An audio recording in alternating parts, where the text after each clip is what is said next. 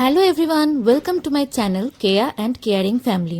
আজকে মকর সংক্রান্তির দিনে তোমাদের একটা ইজি পিঠের রেসিপি শেখাই।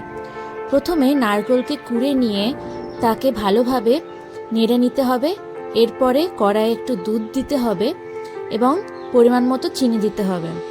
তারপরে এইরকম একটি টেক্সচারের নারকেলের যে পুরটা আছে সেটাকে করে নিতে হবে। তারপর নারকেলের পুরটাকে গোল গোল পাকিয়ে রাখতে হবে।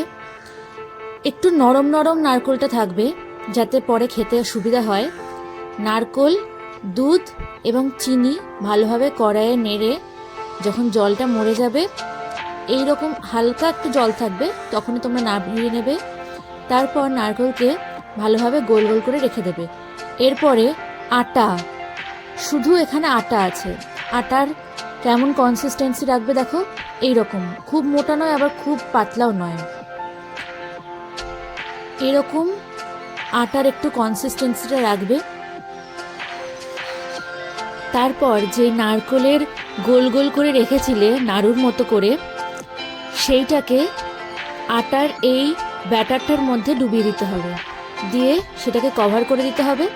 তারপর আটার ব্যাটার এবং নারকেলটাকে নিয়ে কড়াইয়ে ছেড়ে দিতে হবে। এবার এটাকে ডিপ ফ্রাই করতে হবে।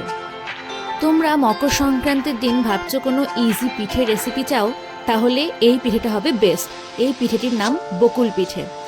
এই পিঠেটি ভাজাও খাওয়া যায়, আবার চিনির রসে ডুবিয়েও খাওয়া যায়। এক বাটি চিনি নিয়ে পরিমাণ মতো জল নিয়ে, যাতে রসটা ভালো মতো তৈরি হয়ে যায় সেরকম করে নেবে।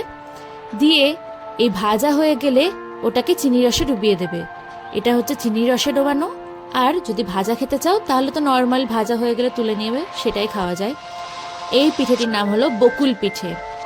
আমার তো খুবই ফেভারিট একটা পিঠে, খুব ইজি বানানোর পদ্ধতি। তোমরা অবশ্যই এটি ট্রাই করো।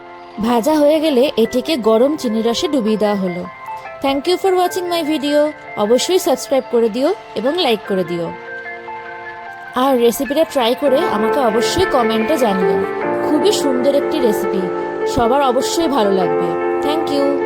চিনির রসে ডুবিয়ে রাখার পর রসটি এরকম ব্রাউন হয়ে যাবে এবং পিঠে খুব সুন্দর নরম তুলতুলে হয়ে যায়।